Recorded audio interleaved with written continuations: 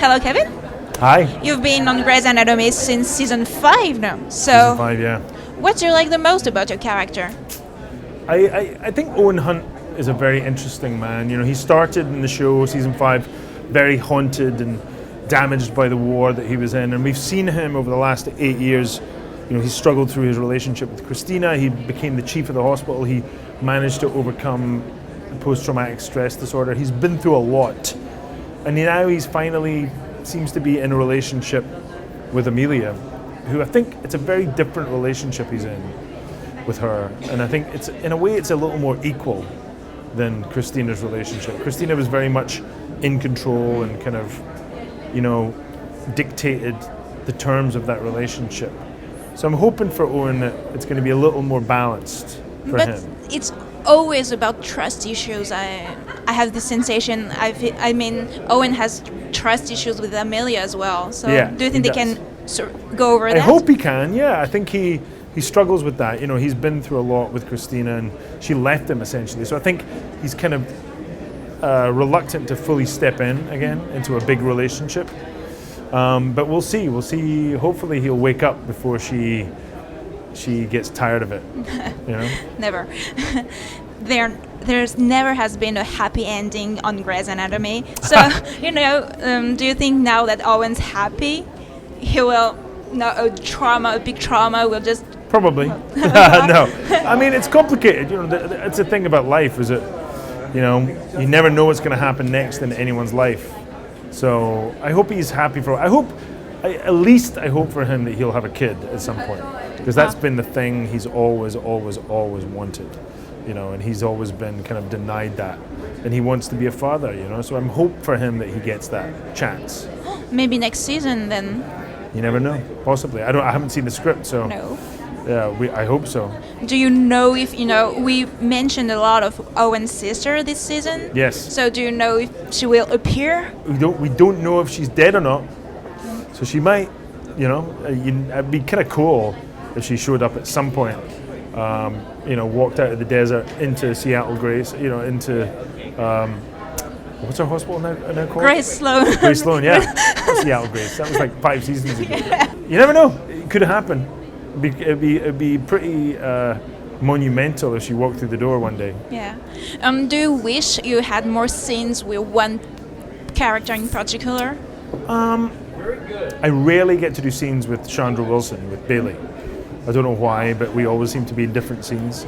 And I love when Owen and her end up fighting about something because, you know, she's a tough cookie, but he's also a pretty strong guy too.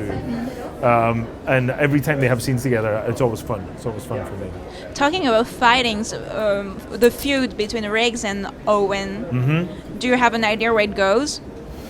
Yeah, I do. I can't tell you, but I do know where it goes. Yeah. And it's exciting and it's intriguing and surprising. And even by the end of season 12, I don't think the whole story is going to be told. So we're still finding pieces out about what happened between Riggs and Owen. Is more rightful for him to be blaming the other?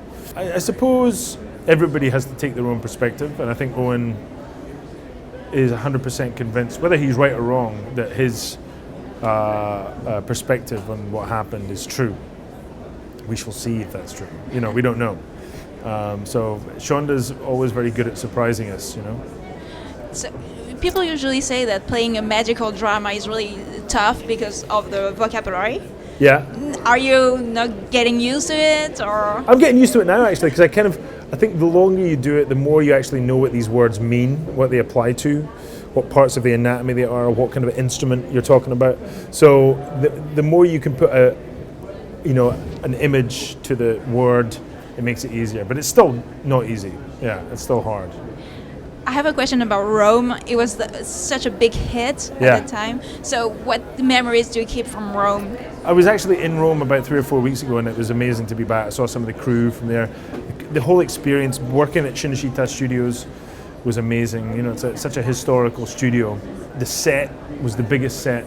I think it's the biggest outdoor set that's ever been built. So it was kind of a surreal experience, and it was 2.5 years of my life that I still look back on with great affection I'm still sad that they cancelled it. You know, Me too. because, Me too. because I think we had a lot of more stories to tell, but that's how it goes sometimes, you know. And I think that show really defined a lot of that type of like Game of Thrones. I think has taken a lot of its cues from Rome. So I'm very proud of what we did. I feel very proud of that character I played. I think he was brilliantly written, and it was a challenge, but a real joy to play that character. You know, Playing a character for so long, you know, do you feel sometimes bored about him, or? no, that's what's great is that Shonda and the writers keep changing what happens and who the person is and surprising you. So I've not ever gotten bored playing Owen. It's funny, you know, he was the chief of the hospital for about 4 seasons, and one day Shonda said, we're going to stop you being chief. Like, we've had enough of you being chief, you know. And I said, why? Am I doing a bad job? She went, no, we want to see, she said, I want to see Owen, like, I want him to be free from being the chief so we can explore other aspects of Owen again. You know, because when you're the chief, you have to be very responsible and, you know, in control, and you can't, you know, lose your mind or get really angry. And I think she wanted to, so that's what I love about the show, is that we constantly change the show around to stop things getting monotonous. And I think Shonda does that brilliantly, keeps things changing, keeps people guessing, surprising people. And so I never get bored. Are there parts of Owen that are absolutely yours, or vice versa? I think Owen and myself share, I think we're quite similar in the sense that he has strong beliefs about how he wants his life to be, and I do too. I'm not as hot-headed as Owen. You know, Owen's got a much hotter temper than I do. That's the Irish talking. I mean. Yeah. So I'm not like that. I think I'm passionate about my work like Owen is. You know, I'm a kind of a perfectionist like Owen is.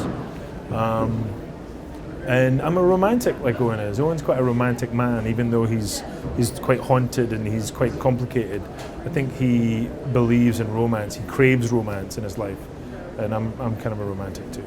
How are the feedbacks from fans with Grey's Anatomy? Because you have a fan base so huge. Yeah, it's amazing to be here and see all the fans outside and how excited everybody is and shouting and screaming. It's strange for us because we're in the studio 10 months a year, so we don't really get a sense of what effect the show is having on our audience. So it's really nice to feel that passion, that feedback from the fans, you know, because that's what it's all about. It's all about people watching our show. Do you watch it? Yeah. Mm-hmm. With your family? Because no, I'm my always family don't watch crying it. because my family don't watch it, but I watch it. Yeah. Okay. Well, thank you very much. Yeah. Okay. Thank you. Hello. Martin. How was it to join an iconic show and during his glorious age? It's an honor to be invited into a show that is so well loved by so many people. As an actor, you spend most of your career doing a pilot for a possible TV show, or the first season for possible many seasons of a show, or a movie that possibly is seen by a lot of people or not, and you never know. I mean, you can never be sure, no matter how good the other actors are or how big the budget is or all the different things. There's so many reasons why a show can be good, and even if it's good doesn't mean that it necessarily find an audience, because then the marketing might not be good, or there's many things. So it's quite a unique experience as an actor to join into something that's already has such a following. There's also a responsibility that comes along with that. I think there's a sense of, it's been loved because of the writing, but it's also been loved because of the performers and the other actors over the years. And one would hope that you are able to contribute in the same vein and keep people interested and keep entertaining people. So it felt like a big responsibility, but also an exciting one. That is thing, because your character has been advertised as the new Derek Shepherd somewhere. So would you agree on that? No, I don't. I mean, I think that's not fair on Patrick, for a start. I think to say that I'm the new McDreamy and replacing McDreamy, I feel like that does him a disservice given what he contributed to the show and what the writers built up over 11 years. I think that relationship is so sacred in a way, and I think to presume that that can be replaced is, I think it's arrogant, and I think also it's a disservice to who I am. I think as an actor, I think what I do is very different to what Patrick brings, and I think that's going to be fun to see, because I think, you know, whether my character and Meredith end up together, who knows? I mean, that's up to the writers. But if there is any form of a relationship that lasts at least a little while, I think it's going to be interesting, because we are different, you know, people, and so the dynamic between myself and Meredith would be very different. So it's kind of exciting to see what that's going to be and what the writers end up creating. And To be honest, I'm kind of Team Owen, so I don't like Nathan Rake's characters. Oh. What can you tell me to, you know, win me over? To win you over? Oh, just keep watching. I'm up to date. Yeah, But- keep watching. I think more will be revealed. But, you know, I think Nathan's definitely made some mistakes, like he says, you know, and he's still paying for those. And I think, but I think that's what Shonda does with all of her characters. She makes them cheat, she makes them lie, she makes them cowardly, but she also makes them heroic. And I think part of why the show is so successful is because it really shows people as three-dimensional characters. They're not just two-dimensional, like, good guys and bad guys. And I think we all as humans make mistakes, we all fall down, but one of the themes, of course, is forgiveness. And I think going forward, as we learn more about who Nathan is, and as he grows and learns from his mistakes, you know, hopefully, you know, you'll forgive him, and hopefully he'll forgive himself, you know. But exactly how that's going to play out, I'm not sure yet. I don't know. As an outsider, how do you think he feels about the Great Sloan family? You know what? I think he's a little bit cautious. I get a sense he sees a lot of the drama happening around him, and I think he's just sort of sits back and is observing at this point. It's going to be interesting next season to see, as he's drawn more into more intimate relationships with I don't know if it's Maggie or Meredith or whoever. You know, I think we're going to start to see his opinion more as we learn, you know, how he feels about everything. Do you have personal favorites? Do you want to develop relationships with Amelia or Meredith, you know, just to have closer relations? Personally, I whatever is good for the audience. I really feel like my job is to represent the character as well as I can, based on how the writers have written him. And it's so out of our hands, you know. I think what's nice at the end of season 12, the relationship between Nathan and Owen started to thaw. And I think there's an olive branch being offered by Owen. And I think there's a sense that as things go on, you know, they may, because, you know, they were very, very close friends, almost like brothers. And so it'd be nice to actually see that relationship heal a bit and maybe explore, you know, a bit of a friendship through that. So, which I would like, because I love Kevin as a person and as an actor. So I think that would be fun to do that with him. It's the second time you've played a doctor on TV.